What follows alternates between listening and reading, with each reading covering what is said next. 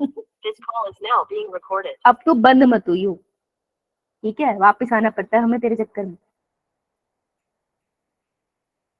बोल दिया मैंने सविता को, बंद नहीं होगी अभी। क्लियर है आपको?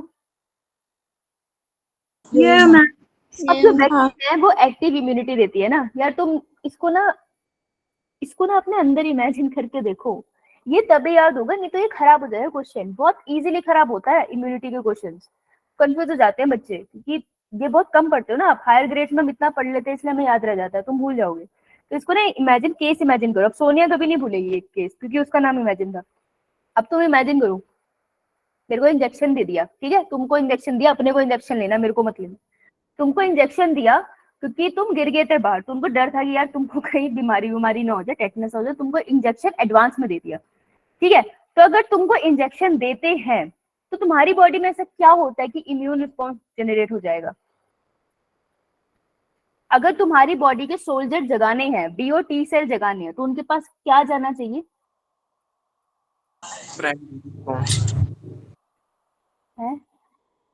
Primary response.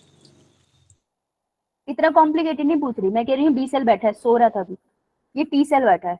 मैं चाहती हूँ भाई डिवाइड हो, बी सेल एंटीबॉडी बनाए, टी सेल साइटोटॉक्सिक सेल बनाए। मैं चाहती हूँ ये डिवाइड हो, पर मुझे इतना बता दे कि ये डिवाइड कब होगा? जब इसके पास क्या आएगा?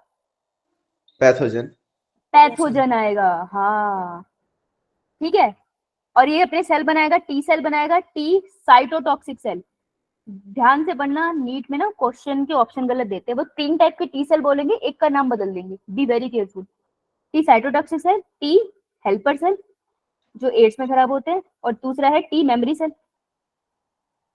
बी सेल हमारे बनाएगा प्लाज्मा, और दूसरे सेल क्या होंगे इसके? मेमोरी। देखो पैथोजन आया, ये सब बन गए। अब तुम्हारी बॉडी में कोई पैथोजन तुमने मान लो छोटा सा ही भेजा था, लेट्स से मैंने एक छोटा सा बैक्टीरिया लिया और इसको मैंने वीक करके भेज दिया, मतलब मैंने इसको भेजा अधमरा। अधमरा समझते हो? मैम। बहुत ही ज्यादा जबरदस्ती घंघोर तरीके से पढ़ाया जाए लगातार, उसके बाद जो तुम्हारी हालत होती है ना, ये वही हालत है, ठीक है? अधमरा, तब शरीर में से आत्मा आदि बाहर जा चुकी होती है ना? ऐसी होता है ना? होता है ना ऐसा? Yes ma'am. होता है, ऐसा होता है, मेरे साथ होता है। मेरे साथ अगर मेरे को अगर ट्यूशन में थे तो वो बहुत ऐसा करते थे। पहले वो सही से कराते नहीं थे, एंड में जाते जाते वो क्या करते होते, जब स्कूल के बाद वो ट्यूशन लगती थी ना, स्कूल वाली, एंड में जब पेपर आने वाले होते तब 3 घंटे बिठाते थे। मैं 3 घंटे कैसे बैठ जाऊँ फिजिक्स केमिस्ट्री बायो में? आई एम ह्यूमन यार, ये तो पॉसिबल नहीं है। तो मेरी मृत्यु वही हो जाती थी, ठीक है? तो ये वही कंडीशन है, आपने पैथोजन को वीक कर दिया, इतना वीक कि वो बीमारी नहीं कर सकता, can not cause disease, disease ना कर पाए, इतना वीक करके भेजना उसको। हम कर सकते हैं जेनेटिकली, हमें आता है इतना करना, लेकिन तुमने अगर मेरी बॉडी में इस पैथोजन को भी डाला तो मेरी बॉडी तो पैथोजन की तरह ही ट्रीट करेगी ना, वो तो नहीं पता कर पाएगी ना कि बीमारी कर सकता है या नहीं, राइट? मेरी बॉडी के बी और टी सेल्स डिवाइड हो जाएंगे, ठीक है, लेकिन प्लाज्मा सेल मारने के लिए तो कोई है नहीं, तो थोड़ी देर में खत्म हो जाएंगे। टी हेल्पर सेल भी, साइटोटॉक्सिक सेल भी, लेकिन जो मेमोरी सेल्स है वो याददाश्त रखेंगे ना? Yes ma'am. है ना? तो मेमोरी सेल याददाश्त रख लेंगे कि ये आया था, इसकी फोटो खींच लिया मैंने, अगली बार आएगा ना चपाट मारेंगे उसको, ठीक है? ये हो गया। अब नेक्स्ट टाइम जब एक्चुअल में ये पैथोजन मेरी बॉडी में आया, मैं मस्त घूम रही थी, ये पैथोजन मेरी बॉडी में आ गया, जैसे ये पैथोजन सेकंड एनकाउंटर में मेरी बॉडी में आएगा, सेकंड टाइम एंटर एक्चुअल में एंटर हुआ है ना मेरी बॉडी में ये, अब जब आएगा तब तो ये वायरुलेंट होगा ना, कॉज डिजीज करने वाला होगा, लेकिन ये जैसे मेरी बॉडी में एंटर होगा इसको कौन पहचान लेगा? मेमोरी सेल पहचान लेंगे और बहुत स्ट्रॉन्ग रिस्पॉन्स देंगे, तो ये मेरे को बीमारी करे उससे पहले इसको भगा देंगे, ठीक है? तो जो हम वैक्सीन लेते हैं ना, वो यही करती है। एक वैक्सीन के अंदर आप जो डालते हो वो बेसिकली पैथोजन होता है। पैथोजन कैसा होता है? अधमरा, इसी को हम बोलते हैं एटीन्यूएटेड। एटीन्यूएटेड का मतलब होता है half living half dead. Basically मैं इसको बोल देती हूँ, एटीन्यूएटेड को हम एक और वर्ड यूज कर सकती हूँ, दैट इज क्या बोले, हाफ लाइफ। हाफ लाइफ नहीं, ओए नया वर्ड में बता क्या कहते हैं एटीन्यूएटेड को? लाइव एटीन्यूएटेड भी बोल सकते हैं, जिंदा है लेकिन एटीन्यूएटेड है, कुछ लोग कंफ्यूज हो सकते हैं। एक और वर्ड होता है, भी याद आता तो बताते। तो लाइव एटीन्यूएटेड, दैट ये हमें इंजेक्शन देते थे, सब छोटू बच्चे थे तो आपको लगते थे ना यार टेटनस के इंजेक्शन, और भी बहुत सारे इंजेक्शन लगते थे स्कूल में, हमारे लिए लगते थे। अब वो Yes. इंजेक्शन के बाद मीठा वाला दूध नहीं देते, अब क्या कल्चर खत्म हो गया क्या वो हिंदुस्तान में? Yes. खत्म हो मैम गया। इंजेक्शन का भी Yeah, खत्म हो ma'am. चुका है। और यार हमारे टाइम में ठीक था, वो एक अंकल आते थे, हलवाई अंकल थे वो, बहुत बड़ी कढ़ाई थी वो, मैं सरकारी स्कूल था, बहुत बड़ी कढ़ाई थी उनके पास, उसमें आता बादाम वाला दूध, वो दूध बाहर बन रहा था, खुशबू हमारे पूरे स्कूल में होती थी, हमें बस वो दूध पीने में इंटरेस्ट देते थे, वो इतना सा था लेकिन वो बहुत ही टेस्टी सा दूध बनाते थे जो दूध पीने का मन करता था। और ऐसे गाय भैंसों को बुलाते वैसे बुलाते थे, मैं आओ इंजेक्शन लगाओ जाओ, एक मैडम बैठी होती थी वो हमें पकड़ लेती थी, इंजेक्शन लगता था भगा देते थे। तो हमारे साथ तो यही होता था, बड़े क्लास के बच्चे लड़ रहे होते थे कि हम तो नहीं लगवाएंगे इंजेक्शन, छोटे वाले बच्चे ले लेते थे इंजेक्शन और चुपचाप दूध पीते थे। जब तक मैं छोटी थी तब तक ही होता था हमारे साथ, फिर खैर मेरा स्कूल बदल गया। तो वहां पे वो मुझे इंजेक्शन में क्या दे रहे थे, एटेन्यूएटेड वायरस बैक्टीरिया दे रहे थे, ठीक है। उसके बाद मेरी बॉडी में इम्यून रिस्पॉन्स जनरेट होता था, इसलिए इंजेक्शन के बाद थोड़ा सा फीवर आता है क्योंकि बॉडी लड़ रही होती है। फिर एक्चुअल में अगर मुझे कभी भी वो पैथोजन मेरी बॉडी में आया होगा ना, तो मेरी बॉडी ने उसके खिलाफ एंटीबॉडीज बना दी होगी, ठीक है, क्योंकि मेरी बॉडी ने एंटीबॉडीज बनाई है उसके खिलाफ, इसलिए मैं इसे बोलती हूँ एक्टिव रिस्पॉन्स। समझ आया? Yeah, ma'am. वैक्सीनेशन एक ही टाइप की होती है सिर्फ? नहीं बेटा, अभी तो मैंने एक ही टाइप की पढ़ाई है, आगे बता रहा हूँ। क्लियर है? इतना क्लियर है? देखो यस मैम। डेलिब्रेटेड फॉर्म, मैं कह रही थी कुछ और वर्ड है, डेलिब्रेटेड फॉर्म, एट्यूनेटेड हो सकता है, वीकेंड पैथोजन हो सकता है, इंड्यूस, ये सारे कोई भी टर्म आपको आ सकता है, ठीक है।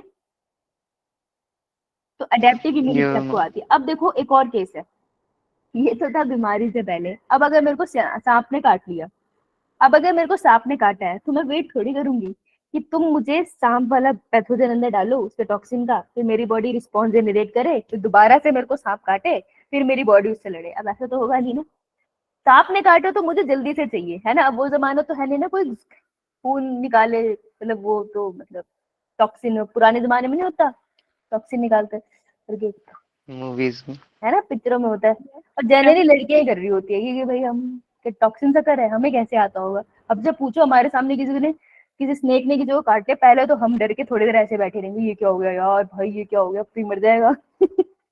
उसके उसके बाद थोड़ी देर के बाद समझ आएगा इसको लेके जाना है डॉक्टर के। तो वो नहीं होता।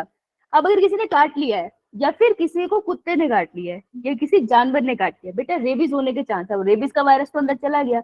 अब हम वेट थोड़ी कर सकते हैं कि बॉडी खुद एंटीबॉडी बनाया, ऐसा तो निकल लिया इंसान निकल जाएगा। तो उस केस में हम स्पेशल टाइप ऑफ वैक्सीन देते हैं ना हर्ष। ऐसी वाली वैक्सीन को ना, वैक्सीन का जो फिनोमेना है जो एडवर्ड जेनर का था, वो एक्टिव इम्यूनिटी का ही था। तो जो मैंने अभी समझाया ना उसको हम वैक्सीन कहते हैं। लेकिन एक और तरीके से हम इंजेक्शन देते हैं, उस इंजेक्शन में हम रेडीमेड एंटीबॉडी देते हैं। तो अगर मेरे को सांप ने काटा है या मेरे को कुत्ते ने काटा है, पहले तो मेरे से दोनों पिटेंगे, लेकिन अगर मुझे काटा है तो मुझे डॉक्टर रेडीमेड एंटीबॉडी देगा in the form of injection only, ठीक है। तो रेडीमेड एंटीबॉडी जब वो मुझे देगा तो मेरी बॉडी में कौन सी इम्यूनिटी जनरेट होगी? Passive. Passive immunity. किसने बोला ये? Harish. हरीश, नजर ना लगे बेटा तुझे, ले काला टिक्का लगा ली। Thank you, ma'am. तो पैसिव इम्यूनिटी जनरेट होगी, this is basically readymade antibody आपकी बॉडी में इंट्रोड्यूस होती है। इसको ना हर्ष हम वैक्सीनेशन में कंसीडर नहीं करते हैं, अगर आप ढंग से किसी बुक को पढ़ोगे तो वैक्सीनेशन में नहीं आता, बट इंजेक्शन के थ्रू ही देते हैं तो वैक्सीन में भी पढ़ लेते हैं इसको। तो रेडीमेड एंटीबॉडी जैसी आएगा समझ जाना पैसिव इम्यूनिटी की बात कर रहे हैं, पैसिव वैक्सीनेशन की। अब इसका एग्जाम्पल है जिससे क्वेश्चन आएगा, एक तो एक्टिव और पैसिव में आपके साथ खेलेंगे। तो याद रखना, एक्टिव इम्यूनिटी वाला इंजेक्शन मेरे को तब लगा था जब उनको लगा था कि शायद मुझे क्या हो सकता है, बीमारी बताओ भाई। कोरोना। Corona. Rabies. बेड़ा घर को तुम्हारा, कोरोना कराओगे मुझे, मैं लाइक Rabies. रेबिस कराएगा मुझे, how dare you. Small box ही ले लेते हैं, कॉमन कोल्ड। कॉमन कोल्ड की वैक्सीन होती नहीं है यार, ये देखिएगा वो नमूना है कोविड-19। कोविड-19। मतलब मेरी क्लास के बच्चे मुझे सीरियस डिजीज से मारना चाहते हैं, इनको मैंने तभी तो कॉमन कोल्ड बोला। अच्छा, ठीक है ठीक है, कॉमन कोल्ड की वैक्सीन नहीं होती तो गलत कॉन्सेप्ट में रट्टा नहीं बजाना चाहती, गलत हो जाएगा। वो मेरे को कोई बीमारी क्यों नहीं याद आ रही, क्या हो गया? हम मुझे कोरोना ही सारी, रख लो। अब मुझे सारी सेक्सुअली ट्रांसमिटेड डिजीज याद आ रही है, राम भगवान उठा ले। मुझे नहीं रे, मुझे नहीं, इनको भी नहीं, किसी को भी उठा ले, हमें मत उठाओ। तो मान लो मुझे कोई बीमारी हुई और अरे मैं गिर विर गई, तो क्या था, टेटनस, टेटनस का डर था। तो डॉक्टर ने जो मुझे इंजेक्शन लगाया है टेटनस वाला, वो है जो मेरी बॉडी में एक्टिव इम्यूनिटी जनरेट करेगा, ठीक है। लेकिन अगर मुझे स्नेक ने काटा है तो मुझे कौन सा वाला इंजेक्शन लगेगा जिसके अंदर क्या है, रेडीमेड। रेडीमेड एंटीबॉडी, ठीक है। और मेरी बॉडी में कौन सी वैक्सीनेशन होगी, वो कौन सा वाला इम्यून सिस्टम जागेगा, पैसिव। तो इसका शॉर्ट फॉर्म आती है, एक होता है एटीएस। एटीएस का मतलब है एंटी टेटनस सेरम। सेरम मतलब वही सॉल्यूशन जो इंजेक्शन में भरी है, ठीक है। तो टेटनस के केस में भी आपको मिल सकता है अगर आपको डर है। देखो अगर तो मेरे को, अभी मैं ऐसे बैठी हूँ, टेटनस के इंजेक्शन लोग हर 6 महीने बाद लगा लेते हैं, ठीक है, जनरली लग जाता है, वो वैसे भी लग जाएगा। लेकिन मान लो मेरे को चोट वोट लग गई है तो फिर वो टेटनस का इंजेक्शन लगाएंगे ना, क्योंकि मेरे वूंड से जा सकता है। तो एटीएस का इंजेक्शन लगता है, which is anti tetanus serum. Readymade antibody डालते हैं क्योंकि अब डर होता है टेटनस हो सकता है। एक एंटी रेबीज का लगेगा और एक एंटी विनोम का लगेगा, जो आप स्नेक बाइट में जा सकते हो, या किसी की भी बाइट हो सकती है, वो किसी भी एनिमल की। तो एटीएस की फुल फॉर्म आ जाती है, और ये मैंने आपको पैसिव वैक्सीनेशन में पढ़ाया, तो भूलना मत, ठीक है जी। यो मैम। ठीक है। अब देखो एक बहुत बढ़िया बात बताती हूँ मैं, first generation, second generation, third generation vaccine.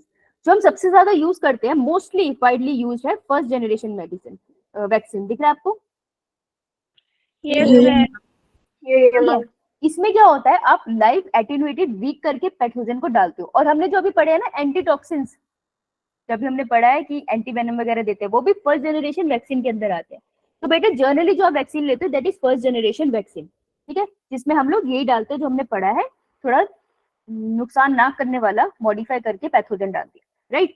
तो this is a kind of you can say, क्या फर्स्ट जनरेशन वैक्सीन क्या इंड्यूस करती है, कौन सी इम्यूनिटी,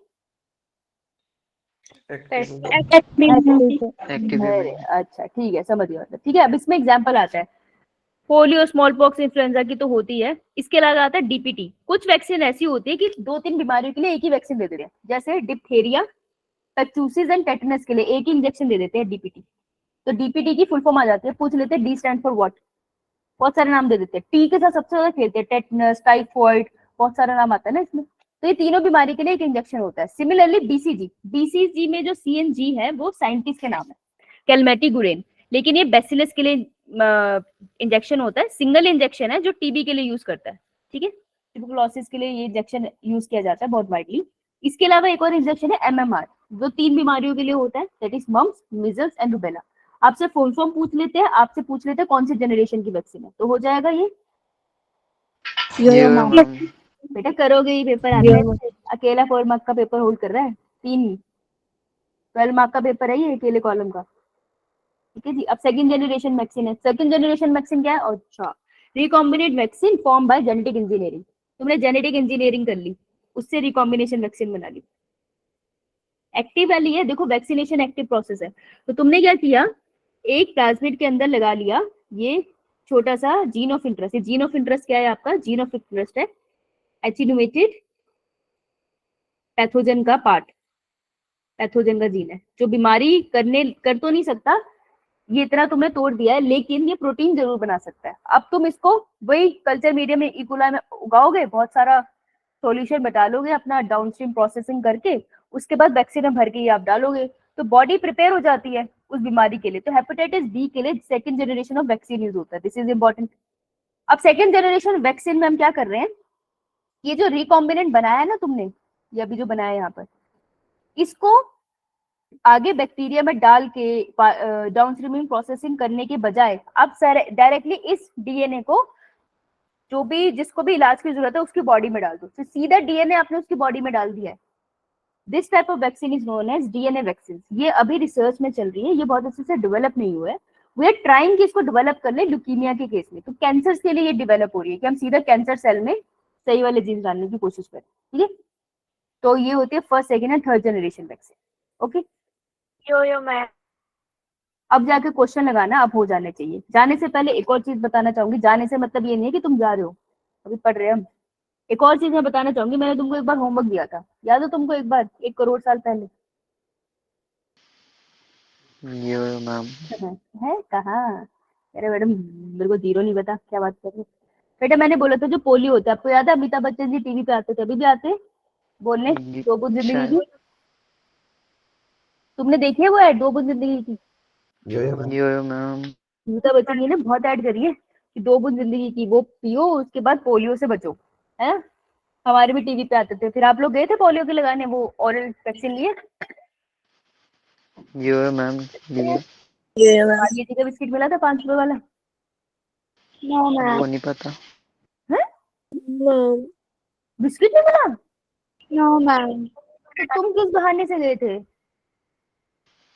टेस्ट अच्छा था उसका। हैं, तीस अच्छा था? मेरे को पता। Yeah, ma'am. मेरे भाई तो मुझे बिस्किट के बहाने से लेके जाता था। मैं छोटी थी ना, घर वाले वर्किंग थे, तो मेरा भाई लेके जाता था मुझे। वैक्सीनेशन उसने नहीं कराई मेरी। वो मुझे उससे थैंक यू बोलना चाहिए। चल छोड़, भाई है मेरा, उसको थैंक यू बोलूंगी सिर चल जाएगा। तो वो तो मुझे ही बोल के लेके आता था, चल बिस्किट खिलाए, बिस्किट खाएंगे। तो मुझे ले जाता था बिस्किट खाने के लिए। वो जो दीदी होती थी वो हंसती थी, उनको पता था हर साल ही ऐसे ही आते हैं। और बस वो ऐसे करते, भाई ऐसे पकड़ लेते तो डाल देते, तो फिर बिस्किट मिल जाता था। मुझे सिर्फ बिस्किट खाना ही याद है, टेस्ट तो मुझे याद ही नहीं। यार आजकल की जनरेशन इतनी टेक्निकल हो गई है, बताओ। पर ये गलत बात है, बिस्किट तो देना चाहिए। मैं मैसेज करूंगी, ट्वीट करेंगे अमिताभ बच्चन को, ठीक है। Yo, यो ma'am. मैम। तो पोलियो वैक्सीन देखो, वैक्सीन अब टेक्निकली तो इंजेक्शन नहीं लगा तुम्हारे मुंह पे, लेकिन इसको हम वैक्सीन कंसीडर करते हैं। पोलियो की जो वैक्सीन है, जिसका इलाज है, पोलियो बहुत बड़ी बीमारी थी भाई दुनिया में। इसका जो इलाज है वो दो साइंटिस्ट ने डिस्कवर किया था ऑलमोस्ट एक ही टाइम पे, ठीक है। ऑलमोस्ट एक टाइम पे था ये। तो एक थी सेबिन वैक्सीन और एक थी सॉल्क वैक्सीन, ठीक है। तो सॉल्क एंड सेबिन साइंटिस्ट के नाम पे ही पड़ा है। जो आप दो बूंद जिंदगी की पी रहे हो वो सेबिन है, ठीक है। तो ऑरल वैक्सीन है जो आप मुंह से खाते हो, दैट इज सेबिन। जो सॉल्क है दैट इज इंजेक्शन। हम मुंह से खाने वाली इंडिया में इतनी फेमस क्यों है? क्यों? क्योंकि ये चीप है, ये सस्ती है। इस सस्ते तरीके से आप पूरी दुनिया में मतलब फैला सकते हो। तो पूरे इंडिया को जो सेबिन वैक्सीन है वो फ्री ऑफ कॉस्ट मिलती है ना, जब कैंप्स लगते हैं। किसी ने पे तो नहीं करा होगा इसके लिए, राइट?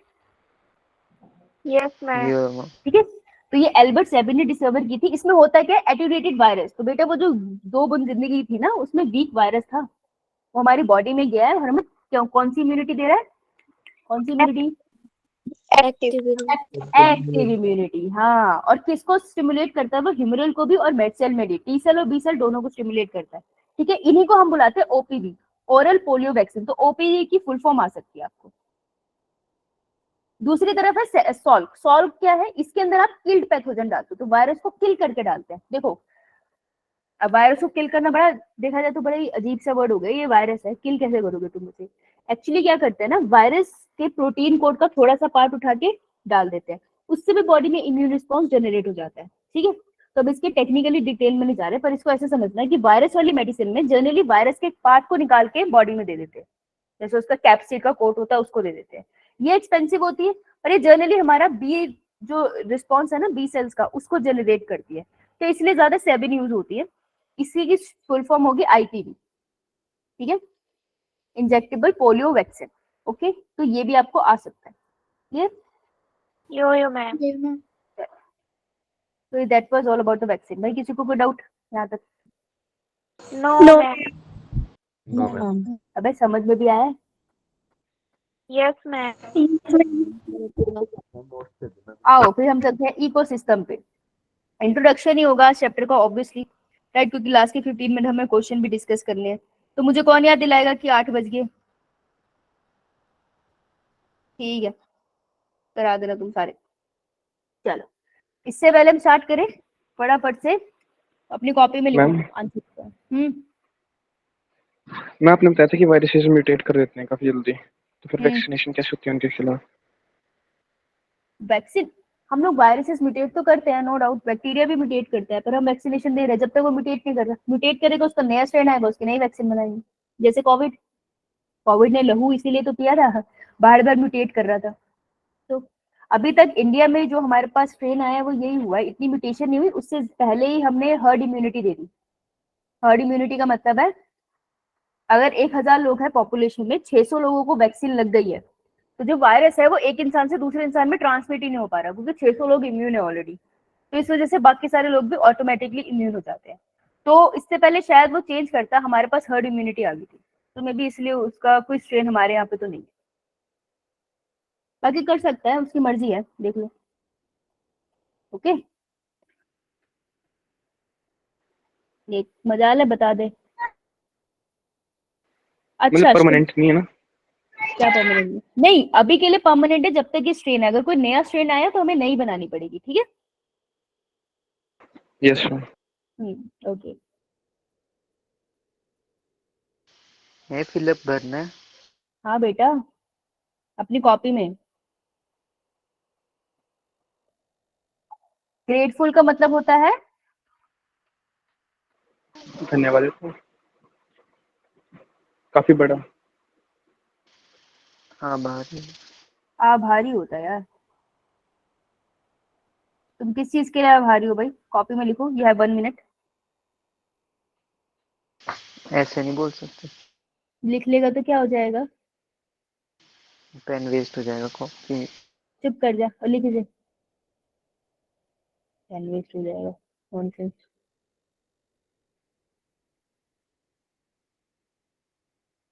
1 मिनट। हाँ हरीश, क्या हो बेटा? आपने बोला था मैम 8 बजे बताने के लिए, हाथ करो खड़े। अभी कहाँ हुए 8? बोला अच्छा, था कि तू मिस करो। वॉलेंटियर कर रहा था, मैं करूंगा, ठीक है भाई। चलो भाई, चैट बॉक्स में लिखो what you are grateful for. आज जब आप उठे, आप किस चीज के लिए ग्रेटफुल हो? कुछ भी आता है आपके दिमाग में, for which you are grateful. कुछ भी हो सकता है यार, मेटेरियलिस्टिक चीज भी हो सकती है, इसमें क्या है? खुशी तो खुशी है। ग्रेटफुल हो, तुम्हारा पंखा चल रहा है, लाइट है, जिसके लिए जेन्युइनली ग्रेटफुल हो। ह्यूमन लाइफ, अपनी लाइफ ही दूसरों की लाइफ। मैं ह्यूमन हूँ इस बात की। ठीक है, चल, ये भी खुशी की बात है। एलियन नहीं है, एलियन होता तो बहुत ज्यादा स्मार्ट होता। ओहो, नहीं नहीं नहीं, मैं सच नहीं। Harish is for family. Akanksha is for my life. Good. Light in my house. Kashish is happy that there is light today. अच्छी बात है यार, बिना लाइट के बहुत दुख होता है। यहाँ तो बहुत ही गर्मी हो जाती है। और बाकी लोग ग्रेटफुल नहीं है? नहीं करोगे, नहीं करोगे आंसर, पूछना बंद कर दूंगी मैं। Shalini is happy for her life. Riya is for teachers. चलो, I believe in me with my confidence. You are happy, तुम ग्रेटफुल हो प्रवीण क्योंकि तुम्हारे पास कॉन्फिडेंस है, ये बोल रहे हो? Yes ma'am. ठीक है, गुड। Trust on God. शुरू कॉन्फिडेंट, आज ग्रेटफुल है क्योंकि उसे भगवान पे आज विश्वास है, इसलिए। Yes, ma'am. Okay okay, I believe in. बाकी लोग? For my mother. Okay, Shilpi is happy for her mother. You are grateful, great. ओहो, सब मौत बहुत आते हैं। That's it. एक एक्टिविटी लंबी कैसे कर सकते हो तुम, है? नहीं बोलोगे? Aryan is happy, grateful for his family. Rajkumari is grateful for her family. Kajal is for family. आप अपना इंडिविजुअल लिख सकते हो, किसी का डिफरेंट है। Free physics period, Sejal happy, आज फिजिक्स का पीरियड फ्री है। ओहो हो, सेजल की हैप्पीनेस सबने फील कर ली। For my parents, Varsha is happy, Sonia is happy for her brother. अरे वाह, ग्रेट।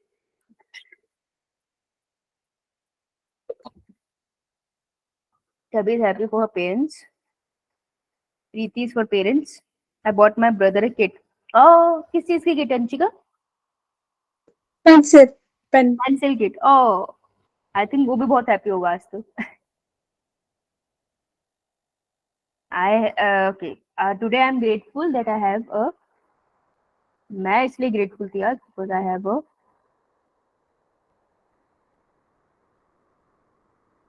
Beating heart. अब ऐसे मेरे पास रोज ही होता है, पर आज मुझे फील हुआ अच्छा, हैप्पी हैप्पी फील हुआ इस बात के लिए। I am also grateful to God that I have still living on अर्थ।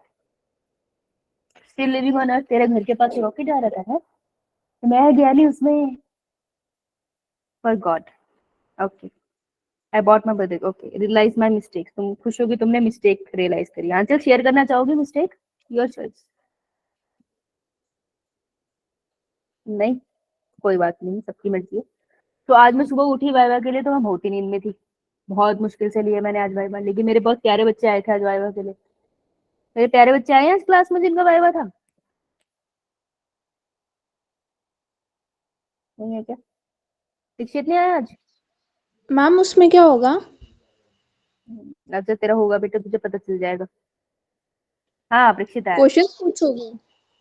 पता नहीं, पूछोगी का क्या मतलब है, बहनों में तेरी है, पूछोगी क्या बात, मैम पूछोगे बोला? पूछोगे, इज्जत बेटा मैम इज्जत। पहले बता दो, हम पढ़ के बैठ जाएंगे।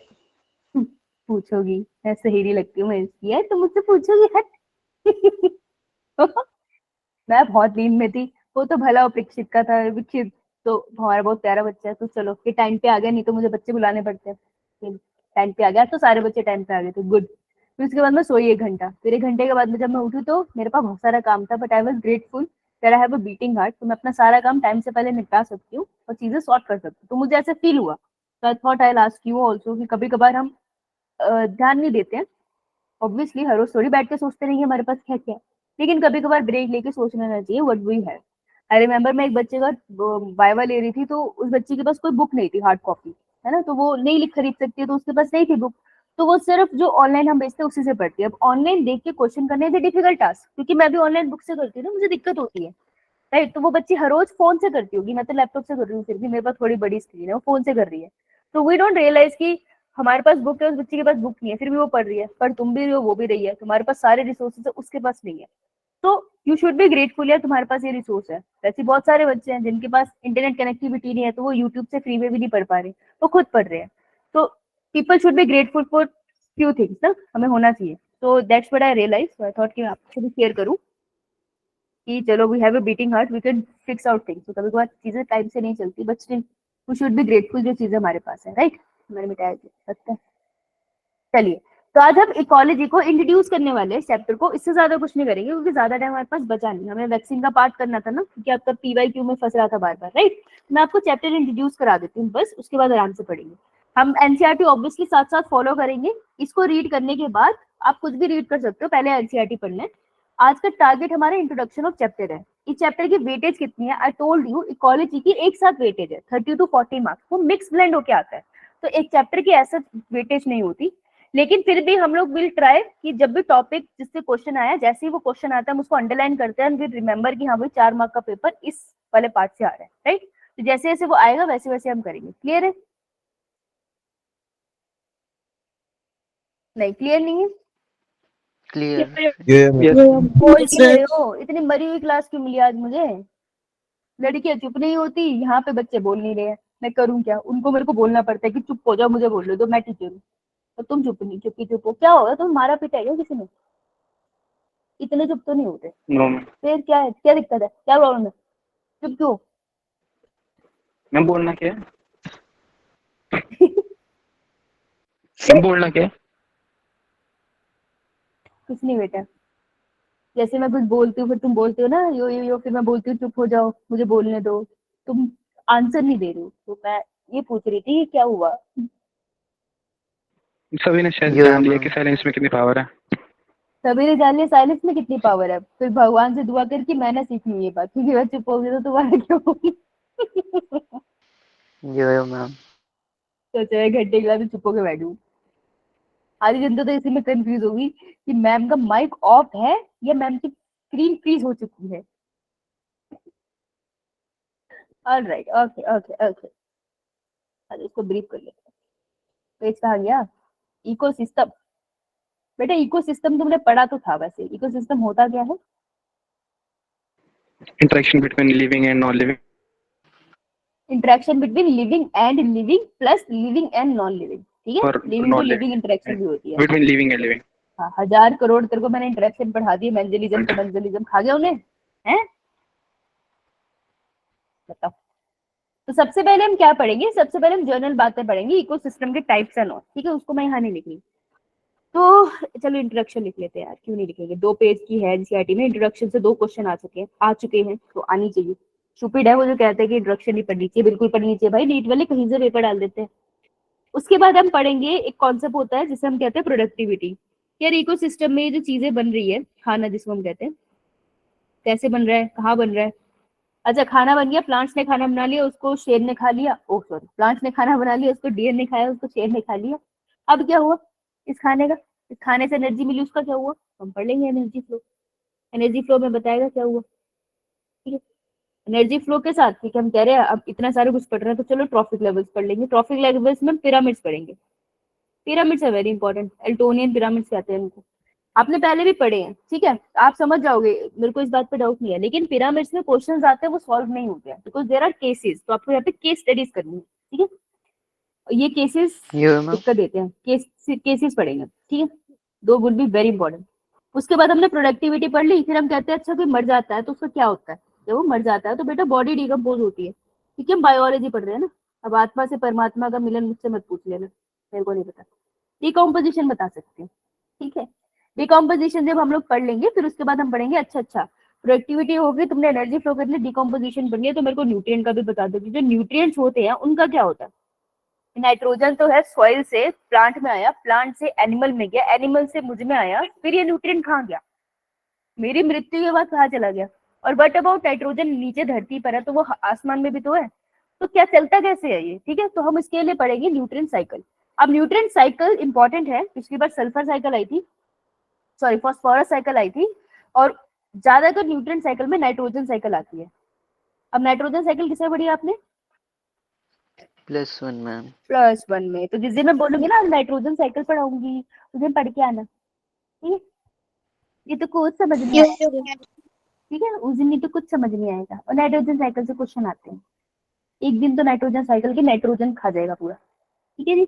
इसी के साथ हमारे चैप्टर से खत्म हो जाएगा, ओके जी। और अरे मैं खा गया, सेक्सेशन ही पढ़ेंगे हम, ओके, क्लियर है? ये मैम बना लिया ये? Yes ma'am. अरे वो यस। ठीक है, आजा फिर क्वेश्चन कर लेते हैं। भाई साहब बहुत ही गर्मी है, बहुत गर्मी है, परेशान हो गई हूँ मैं। हमारे वहाँ पे कैसा मौसम है? नॉर्मल है। कोई गर्मी कोई बारिश। यार यहाँ तो बहुत ही गर्मी है। आज सुबह मैं उठी, जब मैंने दरवाजा खोला ना सिर्फ गर्म सी हवा आई, मैं कहा नहीं, सुबह सुबह स्टीम नहीं चाहिए भाई, दरवाजा बंद दो थोड़ी देर। बहुत देर दरवाजा बंद किया मैंने। इतनी गर्मी है कि स्किन ऐसे हो गई कि जल गई हूँ। 2 दिन से कोकोनट ऑयल लगा रही हूँ मैं फेस में कि मेरी स्किन थोड़ी ठीक हो। तो कोकोनट ऑयल हीलिंग प्रॉपर्टी होती है उसमें, मैं हील कर देता हूँ। चलो भाई क्वेश्चन नंबर 21 से 31 डाउट बताओ कहाँ है?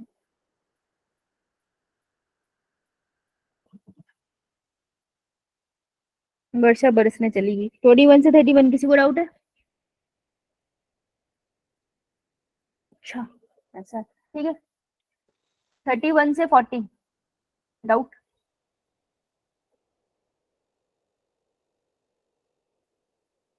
नहीं? हर्ष अपने डाउट पर्सनली पूछ रहा है क्योंकि उसकी बुकलेट डिफरेंट है, उसमें वो PYQs ऑर्डर में कर रहा है। I get that point. What about others? Ma'am मैंने अभी किए नहीं वैसे, इसके बाद करूँगा। ठीक है, व्हाट अबाउट अदर्स डाउट्स? नहीं? और फिर चैप्टर पढ़ लो, फोर्स नहीं करूंगी मैं, फोर्स का चला गया जमाना। नहीं पढ़ना मत पढ़ो, दूसरा बैच पढ़ रहा है मैं उसको पढ़ा दूंगी, ठीक है। Question 27। Question botulism is caused by Clostridium botulinum affects the dash, okay। botulism जब बेटा तूने देखा तो ये डिजीज हमने तो नहीं पढ़ी है क्योंकि 1998 का क्वेश्चन है, तो बहुत पुराना है। अब क्वेश्चन ही आता है कि मुझे इतना पुराना पढ़ना चाहिए या नहीं, वो वैलिड क्वेश्चन है। देखो अभी तुम्हारे पास टाइम है, तो अभी जब तुम इसके नोट्स बना रहे हो, PYQ कर रहे हो, अगर PYQ में कोई टॉपिक आ रहा है तो आप उसके अभी नोट्स बना सकते हो बिकॉज यू हैव टाइम। जब आपका टाइम खत्म हो जाएगा ना, व्हेन यू रीचेस लाइक नवंबर, उसके बाद आप पीछे देखना बंद करोगे, आपके पास जो नोट्स है आप उसी को रिवाइज करोगे और जो करंट टॉपिक्स है उन्हीं को पढ़ोगे, ठीक है। तो बेटा अगर अभी बॉटुलिज्म आ रहा है तो अभी कायदे से क्या बनता था कि डिजीज लिखे, एक बीमारी का नाम है बॉटुलिज्म। इसने यहाँ लिखा है कौन करता है, पॉजिटिव एजेंट है इसका क्लोस्ट्रीडियम बोटुलिनम, और मेरे को पता है क्लोस्ट्रीडियम है, that means it is a bacterial disease. मेरे को पता चल गया बैक्टीरियल डिजीज में आता है, ठीक है। इसका मोड ऑफ ट्रांसमिशन में लिखती और मैं इसके सिम्टम्स लिखती, ठीक है। और इसी के साथ मैं लिख सकती थी साइट ऑफ इन्फेक्शन। अगर ऐसे लिखता ना तो बेटा साइट ऑफ इन्फेक्शन में तुम्हें पता चलता है कि सेंट्रल नर्वस सिस्टम की डिजीज है। बैक्टीरिया पेनिट्रेट कर जाता है आपके सेंट्रल नर्वस सिस्टम में, that is brain and spinal cord, वहां पे जाके न्यूरॉन की फंक्शनिंग को डिस्प्लेस कर देता है। ये इतना सिवियर हो सकता है कि इंसान पैरालाइज हो जाए। पैरालिसिस यही होती है ना, न्यूरॉन सही से सिग्नलिंग नहीं कर रहे, राइट। तो इसके लिए तुम्हें लिखना पड़ेगा, समझ आया? Okay ma'am. Yo ma'am. तो ये क्योंकि देखो मैं सारी डिजीज नहीं करा सकती, प्रैक्टिकली पॉसिबल नहीं है, बहुत डिजीज है। लेकिन आप सोचो अगर आप 20 क्वेश्चंस कर रहे हो और उसमें 4 डिजीज आई है, आप एक दिन में 4 डिजीज भी लिख रहे हो, तो आपको टॉपिक प्रिपेयर हो जाएगा ना शॉर्ट में, है ना। इसलिए मैंने डिजीजेस के क्वेश्चन दिए थे, ठीक है। तो बेटा इसका आंसर बी है। इसके लिए तुझे अपने नोट्स अपडेट करने पड़ेंगे, ठीक है। किसका क्वेश्चन था ये? सूर्यांश। ठीक है Suryansh. Okay Kashish, question number ma'am 30। 30। Which of the following diseases is now considered completely eradicated in India? बेटा स्मॉल पॉक्स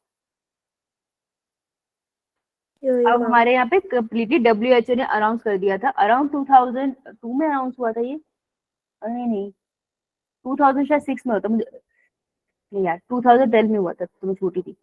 एक बार डेट कंफर्म कर लेना। तो स्मॉल पॉक्स WHO ने अनाउंस किया था कि अब इंडिया में स्मॉल पॉक्स के केसेस नहीं मिलते।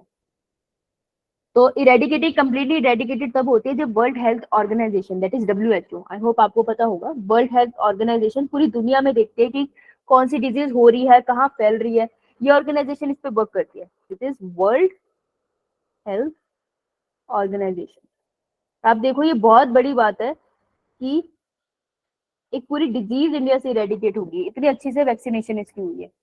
तो small pox is the answer, ठीक है, ये याद करने वाला पॉइंट है। Next, anyone? नहीं? बोल बोल।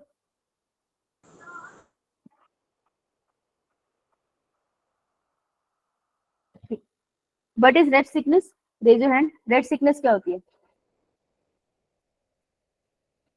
करके आए हो ना, बताओ रेड सिकनेस क्या है। तुमको कोई डाउट नहीं तो तुमको पता होगा, बताओ रेड सिकनेस क्या है?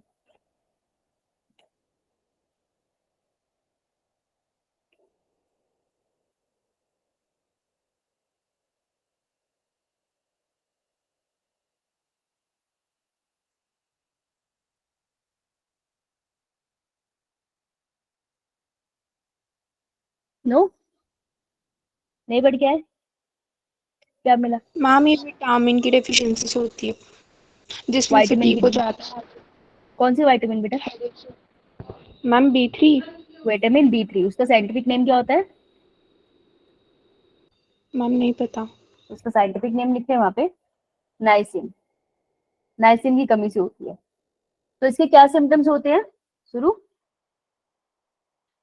मैम इसमें नोजिया भी हो जाता है, इसमें हेडेक भी होती है, फीवर भी हो जाता है, फिर डायरिया भी हो जाता है, डिजीनेस भी हो जाती है, हेयर लॉस भी हो जाता है, वॉमिट भी हो जाता है, और थोड़ी ना इसमें ब्लडी वॉमिटिंग टाइप भी होता है कुछ। ओके, जो वॉमिट में खून आने लग जाए उसको ब्लडी वॉमिट कहते हैं। नोजिया का मतलब क्या होता है? मीनिंग क्या होता है नोजिया का? उल्टी जैसी फील होती है लेकिन हाँ आती नहीं है।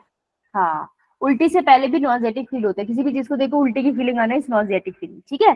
तो इस क्वेश्चन में 1997 के इस क्वेश्चन में एक्चुअली में एक से ज्यादा आंसर करेक्ट है। जैसे स्किन रेड हो जाना, अल्सर्स हो जाना उसमें छोटे छोटे, ठीक है, और नोजिया फील होना, हेयर लॉस होना, नोजिया फील होना, ये सब इसमें एक्चुअली आंसर बनते हैं इसके, ठीक है। तो इसका आंसर एक्चुअल में BC सब कुछ बनता है। तो ये बहुत पुराना क्वेश्चन है, मे बी तब NCERT मेंशन करती हूँ। इसके सारे आंसर करेक्ट है, ठीक है। तो गुड सूर्य, तुमने लिखा था इसे? मैम मेरे पास ना PW के मॉड्यूल्स है ना, मैंने 11th में खरीदे थे, तो उसमें है ये। ये मेंशन कर रखा है रेड सिकनेस? यस मैम, तो उसमें तुमने ये डिजीज नोट्स मेंशन करा है। हार्ड कॉपी के फॉर्म में रखा है, कैसे रखा है? मैम मेरे पास बुक है ना, मैंने 11th क्लास में खरीदी थी स्टार्टिंग में। ओके, तेरे पास बुक में मेंशन है तो तुमने पढ़ा हुआ है? Yes yes ma'am. ठीक है, उसको पढ़ा हुआ याद है, बहुत बड़ी बात है, क्योंकि ये डिजीज 1997 की, हम लोग इसको डिस्कस नहीं करते हैं। That's good. और बताओ भाई, और किसी का कोई डाउट? नहीं? डिप्थेरिया क्या होता है? बहुत आता है ये डिप्थेरिया, क्या होता है, किससे होता है ये पता है? साइनोबैक्टीरियम। साइनोबैक्टीरियम से होता है। और होता क्या है इसमें? मैम रिपीट करना। इसमें होता है क्या बेटा? डिजीज के अंदर क्या होता है, सिम्टम्स क्या होते मैम फीवर होता है, एनलार्ज लिम्फ नोड्स हो जाती हैं, और सोर थ्रोट होता है। हैं? Site of infection? Ma'am mucus membrane of nose, throat और tonsils. Nose, throat and tonsils, yes. Site of infection उनके म्यूकस मेम्ब्रेन में जाके कल्चर कर जाता है, जिसकी वजह से प्रॉब्लम आती है। गुड, डिजीज अच्छी है तुम्हारी, वेरी गुड शुरू। Thank you ma'am. Alright, question तो करके आया नहीं है ये। मन उठ गया मेरा पढ़ाने से, क्वेश्चन नहीं करके आया तुम, करके क्यों नहीं आया यार?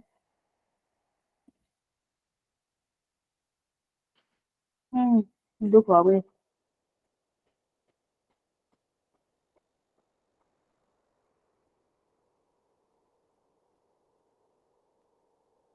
फिर मैं तुमको होमवर्क दूं या ना दूं, तुम ही बता दो। दे दो। जब करके नहीं आओगे तो फिर क्यों दूं? टाइम नहीं मिला था, अभी करूंगा मैं इसके बाद। What about others? मैम दे दो। अरे तूने तो आंसर दे दिया, तू तो रुक जा। बाकी बाकी को नहीं करके आए, सूर्यांश ने करा है, उसका क्वेश्चन था। बाकी कहीं ना कहीं क्वेश्चन तो आता है यार। ये वाला जो पार्ट था जो मैंने आपको दिया था, ये बहुत पुराने क्वेश्चन थे, ये डिजीजेस आपने नहीं सुनी होंगी, आपको कोई डाउट नहीं आया? How is that possible? ये आपने नोट्स बना लिया? एक भी बच्चा है जिसने नोट्स बनाया है इस चीज के, जो डिजीजेस नहीं आई है? मैम मेरे पास है। इसके अलावा? मैम सिम्टम्स सिम्टम्स नहीं लिखे, बाकी तो लिखी जैसा किससे होता है और क्या डिजीज है।